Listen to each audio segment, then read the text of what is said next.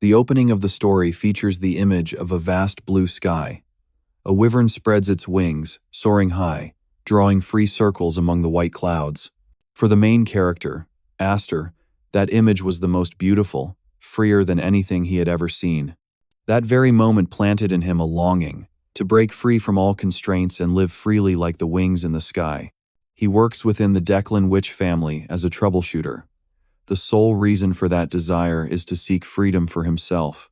Returning to the dark past akin to the sky that day, Aster was restraining a man, telling him that he was the last one left at this moment.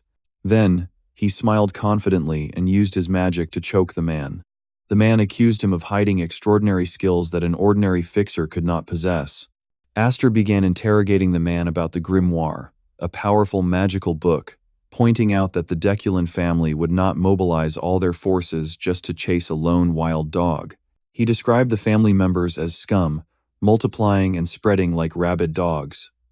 The man admitted he did not know how to use the grimoire. However, Aster reasoned that because they relentlessly pursued him over such a long distance, that book must certainly hold great value. The man demanded that he hand over the grimoire immediately. In return, he offered to intervene so that he could return to working as a fixer, even using the derogatory term bloodhound. Aster sarcastically mocked this offer, wondering what authority a mediocre fixer manager had to make such promises. Then, he used magic to lift the man into the air, asking if he had any last words before dying. Suddenly, a third person appeared at the scene. It was a man radiating a powerful evil energy, who calmly greeted them.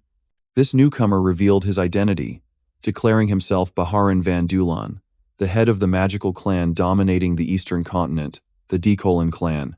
Aster was astonished. This was the first time he had seen the head of the family face to face, despite having served them as a fixer for many decades. Baharan remained a legendary figure, known as the strongest mage in the clan's history. He wondered what kind of person this really was. Baharan told Aster to hand over the grimoire, promising that they would talk later. However, our hero responded with a rude and shocking reply, saying he was provoking him and accusing him of trying to steal the hard-earned spoils. Baharan answered this insolence with a sardonic smile. At that moment, the hero regretted not having swallowed the wyvern he had seen earlier. He realized that the airflow emanating from the head of the house was overwhelming and stronger than anything he had ever faced before. Baharan explained to Aster that the easiest option was to kill him and forcibly retrieve the grimoire, but he proposed an alternative solution. He asked him to hand over the book and return to serve Deculan. In exchange, all of his sins would be forgiven. Baharan praised the hero's combat talent, admitting regret for not recognizing this ability sooner. He was impressed that a filthy rat from the slums could master the ordinary skills of a fixer and elevate them to such an advanced level. Then, he tried to tempt him with the prospect of a bright future. Baharan wondered how high a sharp blade like him could soar if carried on the wings of Deculan, and what greatness he could add to the family's reputation. He concluded his proposal by inviting him to stand beside him and make history together. The hero agreed to Baharan's offer, but he set a condition. With a sly smile, the hero requested Baharan to cede the head of the house's seat to him. Only then could they negotiate. He turned to Baharan, reminded him that he had watched his battles, and mockingly asked how many people had died from the magical techniques he was still applying to the exhausted fixer manager. This challenge made Baharan angry. He warned the hero that this was the way he chose to play, and this choice could lead to his death. The hero admitted this was entirely true. But he responded with an even greater challenge, inviting Baharan to measure the gap in power between them himself. Baharan accepted the challenge, declaring that he would teach him a lesson first. Baharan launched an attack that the hero barely managed to dodge. And before he could catch his breath, he was surprised by another magic circle suddenly appearing before him. Realizing this was the true power of the master Deculan, a power without any exploitable weaknesses, Baharan reiterated the hero's previous challenge. He asserted that some things need no verification, such as the vast abyss of power separating them. Then he launched another attack that caused a massive explosion. From the midst of the smoke, Baharan asked the hero whether he had changed his mind about negotiating, saying he would spare his life, but only just barely. The hero replied by asking if Baharan would accept him if he bowed and returned to Deculin's shadow now. But he quickly answered his own question with a defiant shout, "Never." The hero stood up powerfully, his face covered in blood, declaring that he was tired of eating dog food. He unleashed an attack with blue lightning, shouting angrily and asking who would again tolerate becoming a dog, because a fancy collar and a big house do not change the nature of the matter. Baharan called him a fool and prepared to unleash overwhelming power. The hero was stunned by the scene before him as a massive purple lightning storm flooded the sky. At that moment, he realized something. He finally understood why on that day he looked up at the sky and saw the wyvern flying with absolute freedom. The reason for that gaze was his deep suffering and longing to achieve that freedom. Despite being attacked with overwhelming force, the hero struggled to stand firm. Baharan looked at him admiringly, admitting that he had thought the attack would kill him. Then he asked if he had felt the difference in power between them yet. Still standing, the hero acknowledged Baharan's terrifying strength. Baharan asked if he was ready to talk seriously and requested that he finish the story he hadn't been able to complete earlier. The hero wondered if Baharan wanted him to return to being a fixer. But Baharan corrected him, explaining that he wasn't referring to the fixer position. Baharan revealed his real and surprising offer. The hero would become the head of one of the clans allied with the Deculin family. The hero was shocked by this proposal. He pondered that the Deculin family, who wield power equal to that of the Empire, was actually offering him the leadership of one of their loyal clans. The hero looked at the grimoire he was holding and asked Baharan whether that book had been his true target from the beginning. Baharan replied that the hero was still underestimating himself. He asserted that his desire was the hero himself, while the grimoire was secondary. Baharan noticed that the hero was beginning to consider the offer, and he promised that accepting it would erase all his past sins, and only glory with the Deculin family awaited him. But unexpectedly, the hero began to channel energy into the grimoire with the intent to destroy it. A pink light enveloped the book, causing it to glow. Baharan was shocked and asked what he was doing, and the hero sarcastically replied that he could have it after it had turned to ashes. Baharan threatened the hero that he would never die peacefully, but the hero remained silent and told him to listen. The hero explains that fixers don't care about money, but he took this grimoire because it is priceless. Then, he reveals the dark secret behind it, wondering if Baharan knows about the fixers, who were devoured by the heir of the Deculin family using forbidden magic from this book. That bastard swallowed the hero's comrades whole, and the Deculin clan covered up the crime. Baharan scornfully asks, "Is this all just about revenge? The lives of stray dogs are cheap." The hero responds that his motive is not only revenge. He wants to fulfill his comrades' dreams, and that requires money. He also wants to ensure that he never has to return to living in the doghouse again. After hearing everything, Baharan declares that he has listened to the hero's final words. He unleashes his last attack, the Deculin blue flame, an eternal fire that never goes out, telling the hero to regret his choice in the depths of this hell. As the flames engulf him, the hero rejects the thought of regret. He shouts that death is better than once again becoming a dog of Deculin, and he feels a freedom he hasn't sensed in a long time. His final thought is that he regrets nothing, and if reborn, he would seize freedom and achieve his true revenge. Then, he was shocked by what had happened. Everything froze as if time had stopped. The grimoire appeared and shone brightly. What on earth had happened to Aster? After being engulfed by the eternal flame of the Deculin clan, Aster thought he was truly dead. But when he opened his eyes, a chillingly familiar scene appeared before him, the damp wall, the old wooden bucket, and the overpowering stench lingering in the air. Every tiny detail depicted a place he would never forget, where he had struggled to survive during his childhood. At first, Aster couldn't believe it. He thought this was just the last hallucination before his soul vanished.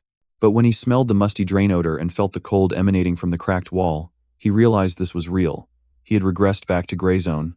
His body was no longer that of a seasoned fixer, but the youthful form of his past self. He had reversed time.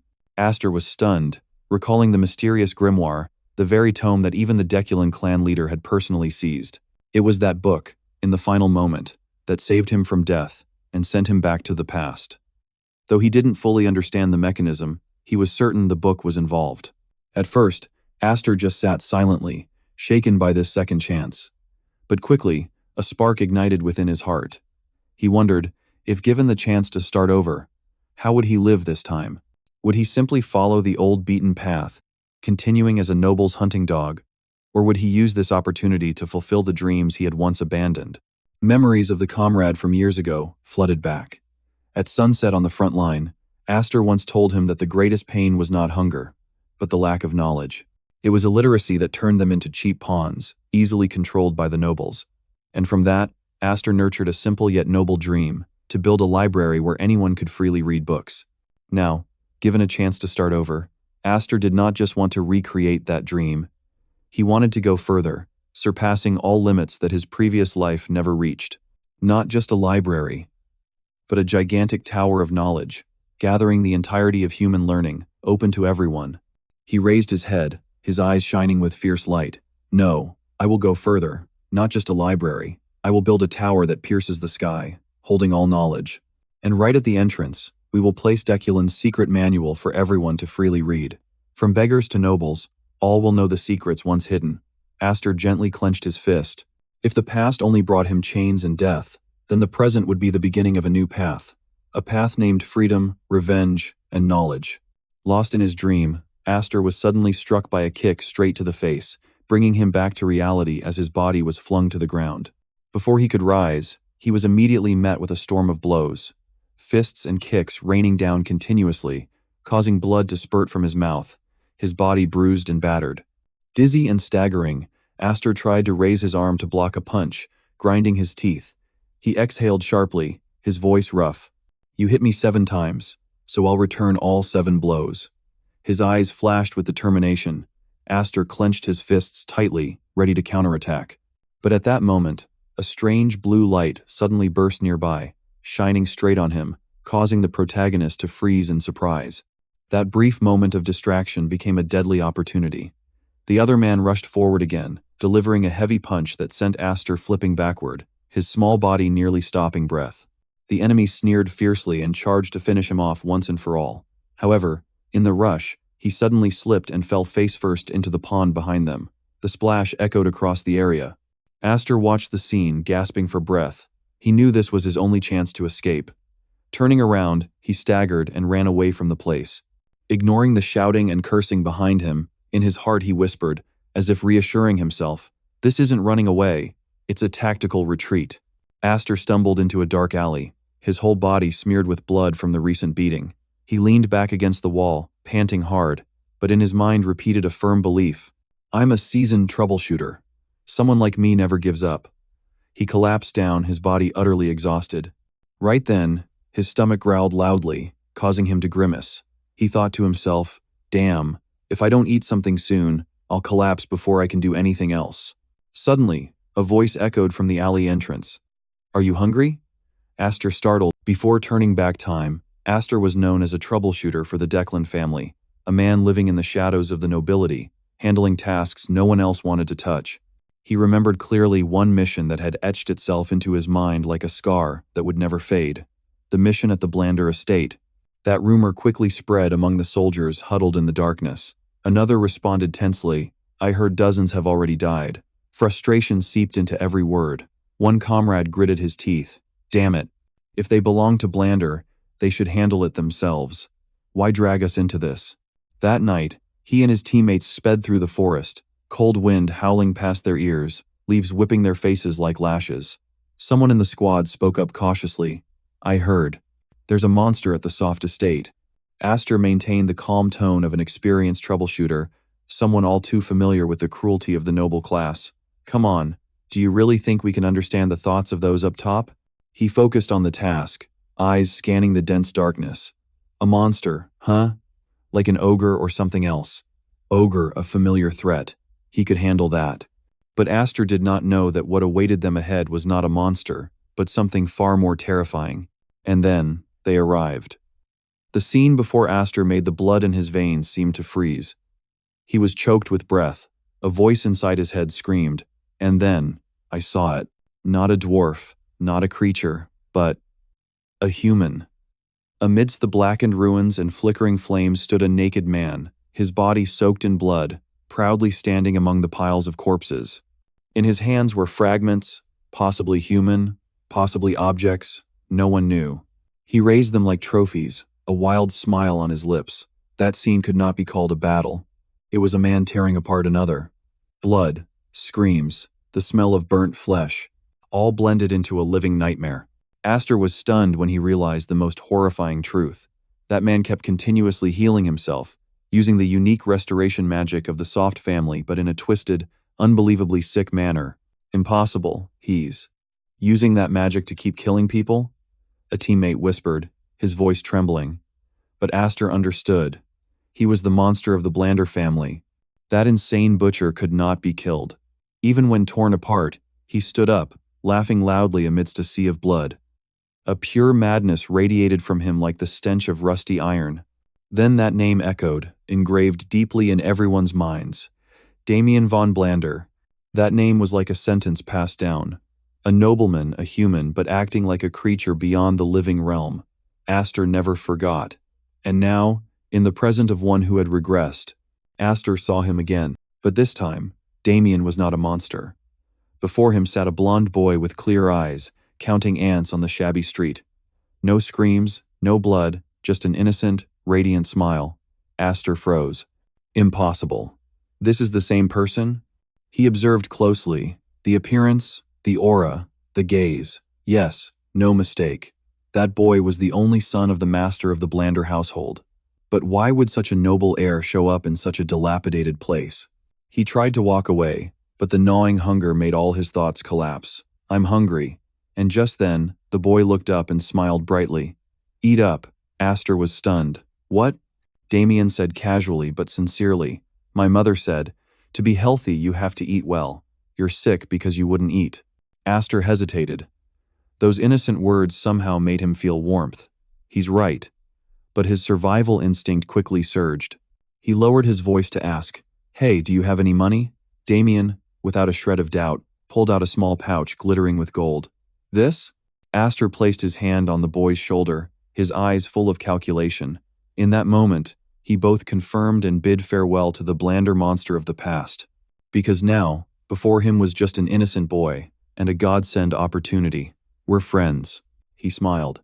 If I say we are friends, then we are friends. And friends have to share, right? Damien nodded happily.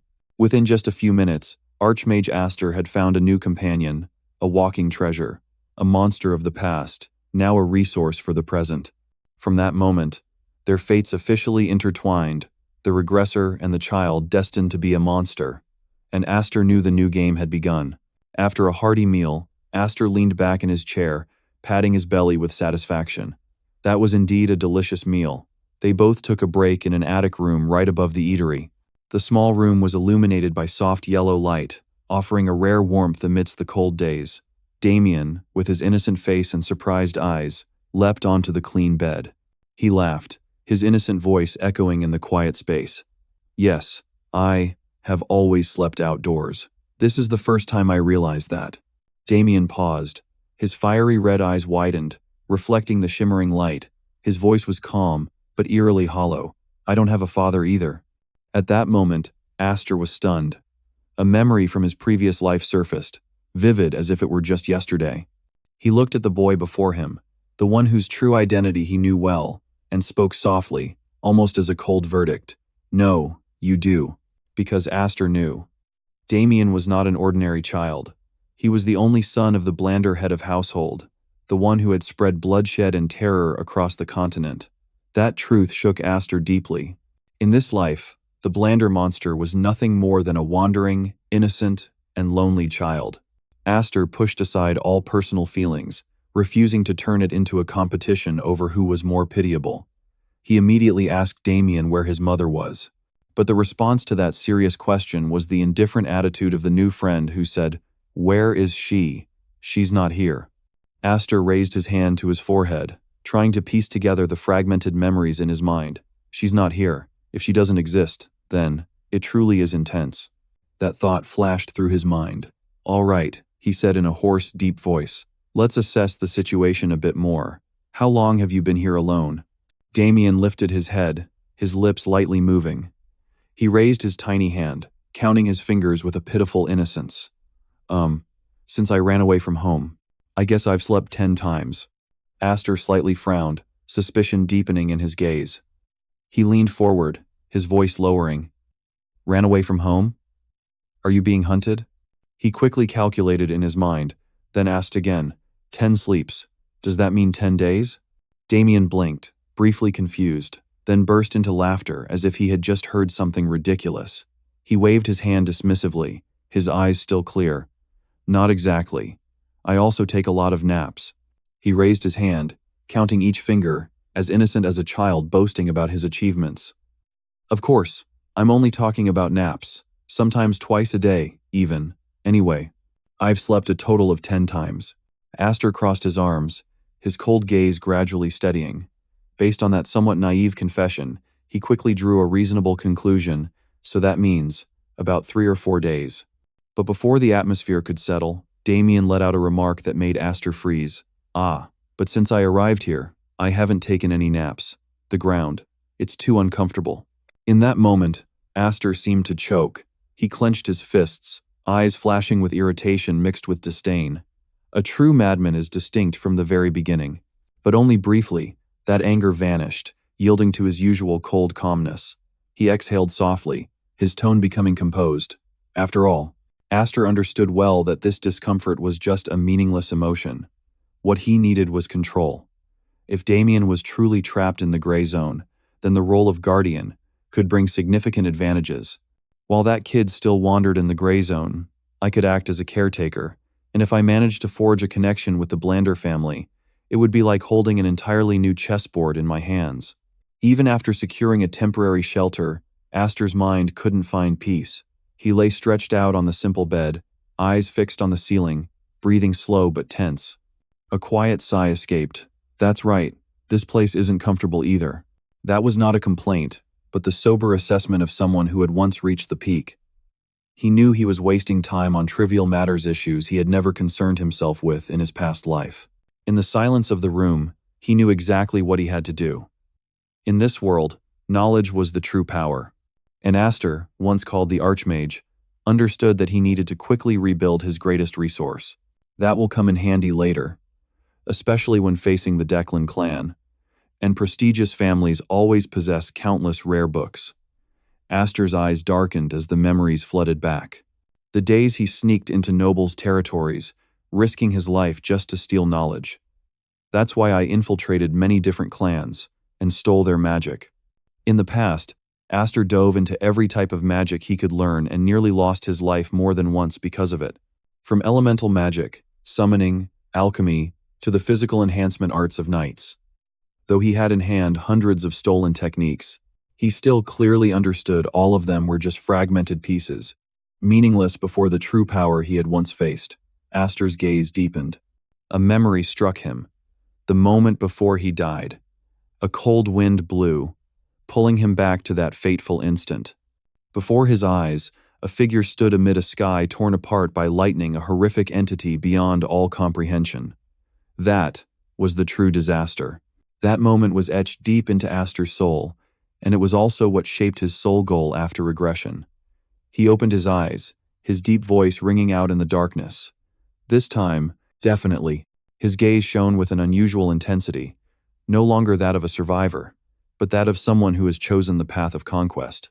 The magic we need is Declan's fundamental art, the technique of primordial origin. It is the root magic, the source of all power preserved by House Declan through generations.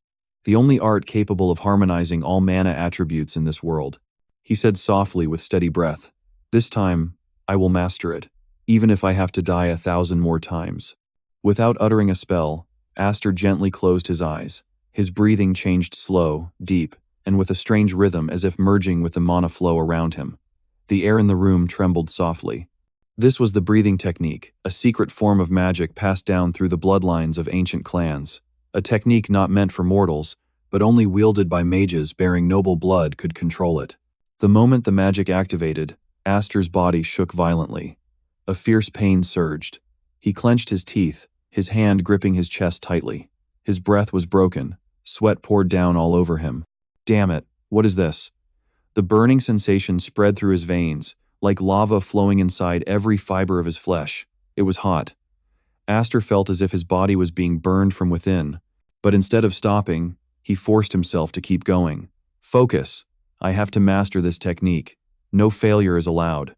Aster tensed up, his whole body curled, yet in his eyes shone a terrifyingly clear and sober light. And at that moment, he noticed something unusual. The streams of mana within his body were colliding with something that distorted and clouded them. Impurities? Aster's eyes widened. Why are they here? He understood. This regenerated body was not weak, it was contaminated. Not from a lack of strength, but because impurities were obstructing the natural flow of mana. The truth cut through his mind like a sharp blade. If he could eliminate them, if he could purify this body completely, then Aster the Archmage of Legends would be reborn in his full form. And then, he would have the power to reach Declan's celestial art, the supreme magic he had longed for his entire life. Aster knew well. The only way to surpass his limits was to face the pain, not avoid it. This breathing technique was not just mana regulation, it was a purification ritual, forcing the primal energy to flow through his entire body, burning away every impurity stuck within his magical veins. The air around Aster quivered as if about to explode. A mana storm erupted, blazing bright and vivid blue. This cleansing pain surpassed every torture he had ever endured. His body convulsed violently, veins bulging all over, breath ragged and broken. Aster screamed in despair, and immediately after, a pillar of mana light flared up, enveloping his entire body. It was a pure rain pouring down from his very soul, both a hell and a rebirth. As the light gradually faded, the room fell silent again. Aster collapsed, drenched in sweat, his eyes sluggishly opening. He murmured weakly, "How long has it been? All night?" Meanwhile, just a few steps away, Damien was sleeping soundly, curled up hugging a pillow like a carefree child, completely unaware that right beside him, an Archmage was being reborn from ashes. Aster struggled to sit up. His hands trembled, but the moment he checked the mana flowing through him, a weary smile briefly crossed his lips. He whispered, almost in disbelief, "No impurities remain in the veins. The mana has been completely purified. This purity is even greater than in the previous life. Perhaps, even more." Now, Aster was no longer the resurrected Archmage, but a purer Archmage than anyone who had ever existed. Yet, instead of joy, his face was tense and cold as steel. Still, it's not enough. Not more important than everything. In his mind remained only one name, one sole objective, an unbreakable vow. Before the faint light of dawn, Aster gently closed his eyes, whispering like a verdict, "I must defeat Declan." Although he had successfully purified the mana, Aster still had to face the cold truth about his enemy, the Declan family. He knew that the force he had to confront was terrifying, a target that even if reborn 100 times, might still be unattainable. He clenched his fists, his expression filled with determination. One thing was certain, he was a man who never gave up, even when the chances were nearly zero. He smiled confidently, full of cunning. "My chances have just increased." Aster was, by nature, a problem solver, and he knew how to create advantages from every situation. The immediate mission was to protect Damien. Aster decided to conceal the boy's identity. He looked at Damien with calculating eyes as the boy put on new clothes. Damien gleefully checked himself in the mirror, smoothed his newly dyed brown hair, and exclaimed, "Oh, so cool. My hair is brown now." Aster glanced sideways, the corner of his mouth twitching slightly. Now he had money, pure power, and a valuable political card. The big game had officially begun, and this time, he would be the one rewriting the rules. The concealment was complete. Damien was now safe, and Aster was ready. The boy, with a bright smile and a new baseball cap, turned and asked, "So, what will we do now, friend?" With pure power and Damien disguised with brown hair and new clothes, Aster smiled confidently, his eyes flashing with ambition. He clenched his fists tightly, ready to step into the new world. "We're going to cause a little chaos," he said, his voice low but sounding like a declaration of war. Just after leaving their lodging, the two immediately encountered a strange man. He looked disheveled, yawning and stretching as he muttered, "Ah, a good sleep. The weather is nice today." But when his gaze caught Aster and Damien, his indifference vanished. A flash of surprise quickly turned into anger. He growled, "Where the hell did you run off to? Why are you just showing up now?" A look of contempt swept over Aster. He sneered with a harsh tone, "And what's with your appearance? Did you bathe in the sewer?" Then he stopped upon seeing Damien. His scrutinizing gaze revealed doubt. "Who's this kid? Looks like some rich brat." Aster said nothing. In an instant, the atmosphere tensed, then the sharp sound of a strike rang out. The other man collapsed to the ground, his eyes still filled with horror. Aster stood upright, brushing his sleeve lightly. The wind swept through his hair, carrying away the brief silence. The disturbance had officially begun. The man lay sprawled on the floor, breathing unevenly. Aster approached, his gaze cold as steel, his voice low but commanding. "Looks like I've found the right place." That impact sounded like a signal. From inside, two other thugs immediately rushed out, their faces scowling and panicked. "What? Spotty, what's going on?" They saw their comrade lying flat on the ground and shouted, "Which bastard broke in?" Aster slightly raised his eyebrow, then cracked a half-smile. That smile was both cruel and full of contempt. He remembered every name, every face, those who had once looked down on, insulted, and trampled him in his past life. Now, he had returned, and this debt he would settle with his own hands. Beside him, Damien stood silently. The boy appeared innocent, but his eyes glowed a fierce red, a gaze that seemed to silence the entire space. The two of them, one calm to the point of coldness, the other young with eyes like burning fire, looked no different than two ghosts about to unleash a nightmare. He clenched his fists tightly, feeling the pure mana flowing through every vein. That power was now without limits. He was no longer the one who had been trampled, but the one who determined fate.